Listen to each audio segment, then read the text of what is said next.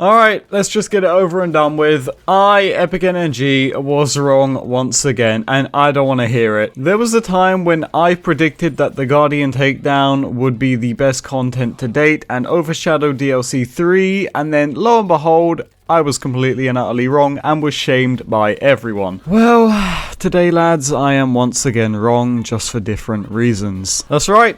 I was one of the first people to openly come out and say that EpicNNG was not excited for Arms Race. In fact, I said that Arms Race would be boring and that it would flop and it would be on the same level of Guardian Takedown at release. And I was wrong.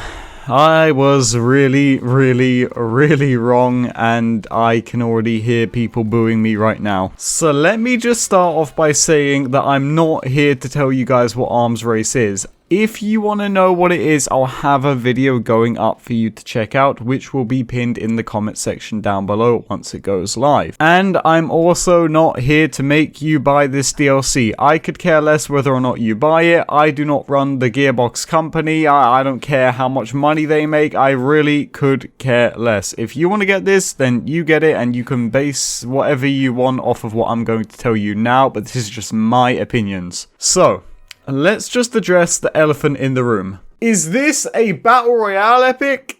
No. But also yes. But kinda no. But also kinda yes. But it works. Imagine a Battle Royale, but instead of facing other players, you're actually facing enemies like spider ants, skags, and other COV enemies, and all sorts of crazy things. That's basically what this is in a nutshell. Also, making the new loot only obtainable through this mode adds insane amounts of replayability, and that's a huge relief for me because the one thing I was fearing with this new mode was a lack of replayability. But let's not get off track here. The core of Arms Race mimics a Battle Royale, however it does it in a way which feels normal and natural and doesn't just feel like another company cash cowing on a genre. It really feels like Gearbox sat down and put a lot of effort and thought into this game mode. That was honestly my first thought when I rocked up to the complex for the first time, which by the way looks absolutely phenomenal. This new area literally just screams Digistruct Peak to me, and that tickles the nostalgia spot perfectly. But as I was saying, this really does feel like something which wasn't just thrown and meshed together in a month or so for the sake of content. I do feel like they've been structuring and planning this for some time now, which is amazing. Now, I want to talk about the gameplay. The core mechanics of Arms Race revolve around gathering loot, extracting as much of it as you can, and then once the storm, or the murder cane as they call it, has shrunk small enough for your liking, you go and fight the final boss and then get the hell out of there. And it flows extremely well. What makes it even better is the loot system itself, from your random chest spawns to the loot caches you have to clear out for piles of chests. The loot aspect of this mode is just great, and it feels like a Borderlands game loot system. Also, stripping players of everything barring their level when they jump in, that was a killer idea. Now, I do have a little nitpick here, and I have to get it out in the open just because it does bother me and it might bother other people as well.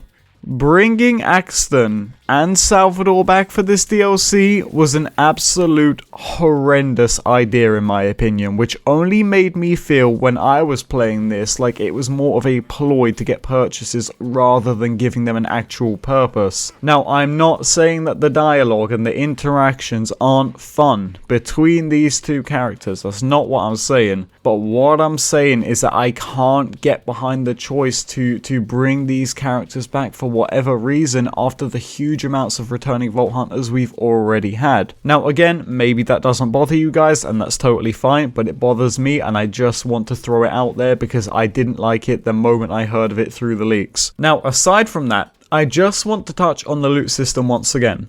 Locking the new gear behind this game mode is an ingenious idea. It's only going to help the replayability factor going forward, and it's a change I can fully get behind.